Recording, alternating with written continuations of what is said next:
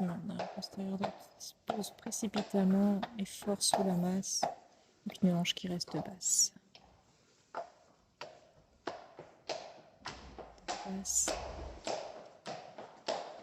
L'intérieur droit qui se pose fort à l'extérieur. Le gauche qui porte tout. Altesse, la deuxième. Ça dandine plus à gauche, prend plus d'appui. C'est encore un peu plus faible à droite, on sent que... Mais au moins, la sacroiliaque monte. On peut faire le saut en contrôle latéral.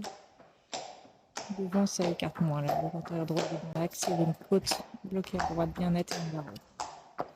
Au ralenti, le postérieur droit présente une forte angulation liée au blocage de la hanche. Il engage sous la masse, sans réelle propulsion, ce qui maintient le bassin incliné vers la droite. Le postérieur gauche pivote vers l'extérieur pour compenser, mais son engagement reste limité par le manque de poussée du côté opposé. Cette asymétrie entraîne une flexion persistante des lombaires vers la gauche et un blocage des lombaires.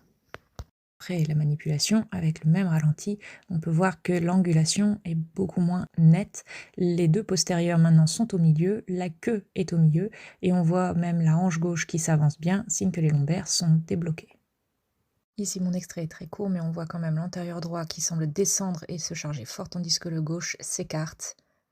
Et après la séance, on a un antérieur gauche qui est beaucoup plus dans son axe et qui porte davantage de charge que le droit.